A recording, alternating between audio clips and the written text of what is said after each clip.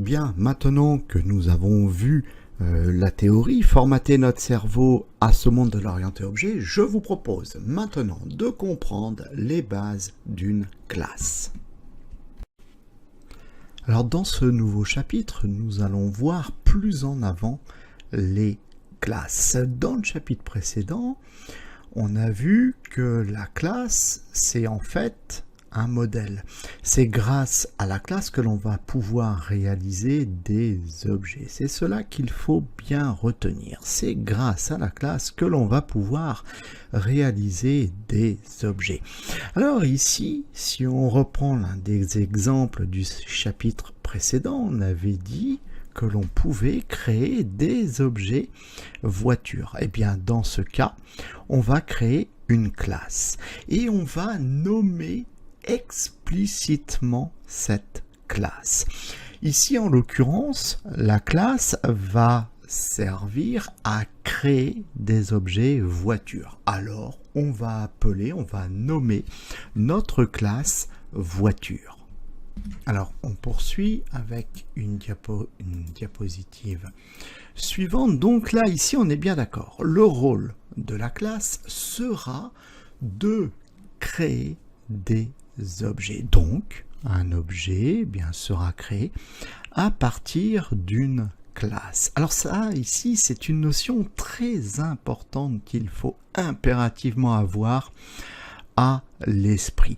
Ici, ce petit cours théorique, avant de commencer à entrer dans le vif du sujet au travers de la programmation, il sert à mettre l'accent sur les notions très importantes à bien comprendre en programmation orientée objet. Alors, il n'y a pas grand-chose à comprendre, mais il y a un minimum.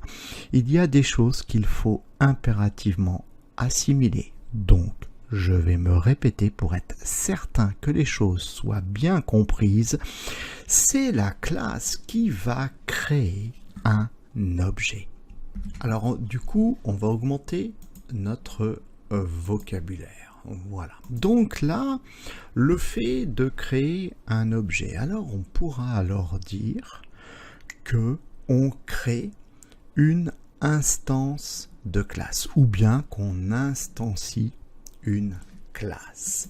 Ça, c'est du vocabulaire extrêmement important que vous m'entendrez dire et redire tout au long de cette formation. Donc, en clair, une instance, c'est quoi? Une instance, c'est un objet.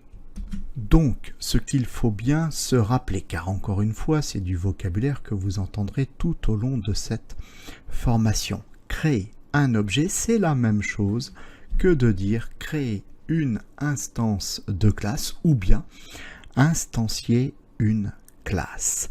Donc, créer une instance de classe veut dire que l'on va créer un objet ou instancier une classe. Quoi qu'il en soit, il s'agit d'un vocabulaire très important à connaître.